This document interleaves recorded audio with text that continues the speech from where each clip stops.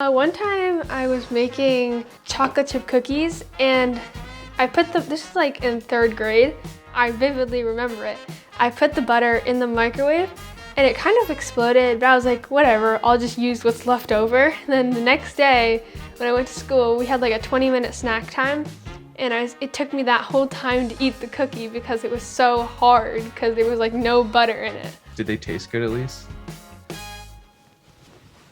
Kind of, but it was not very enjoyable.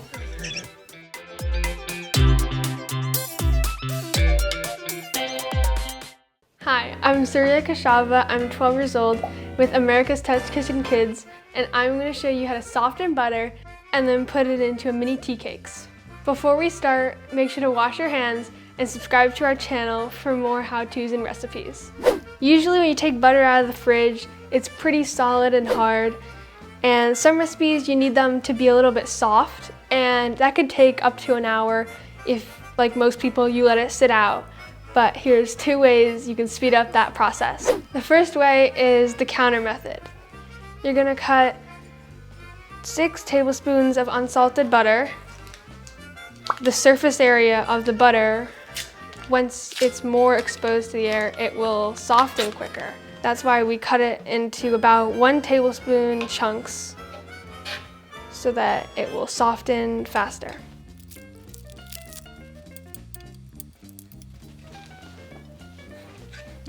So this butter here has been sitting out for 30 minutes and I know it's ready because I can put my finger and press it down and it makes an indent. So now for the second technique, the microwave method. So you have your 6 tablespoons of unsalted butter cut up, and I'm going to put it in the microwave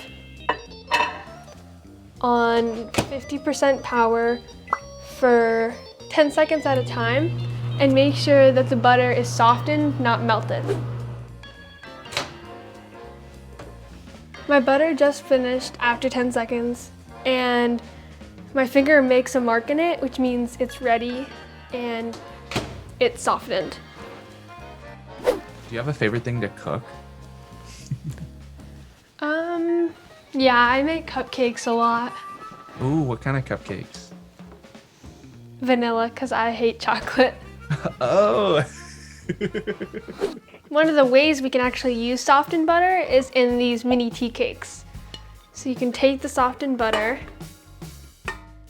and combine it with sugar, and this happens a lot in recipes. A lot of the times they add butter and sugar together, and then you can put it in your stand mixer and cream it until smooth. Do you remember the first time you used a stand mixer? I probably made cookies or something. Or some awesome cupcakes. Yeah. Vanilla cupcakes. Vanilla, definitely.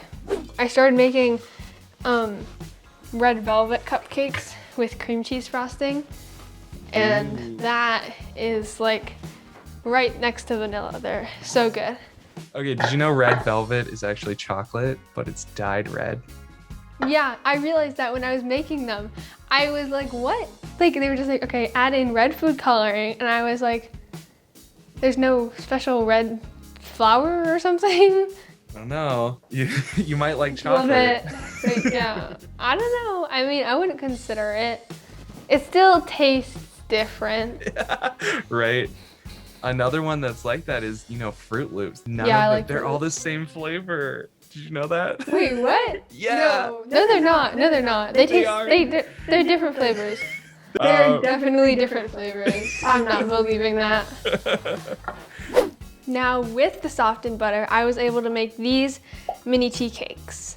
And now for the taste test.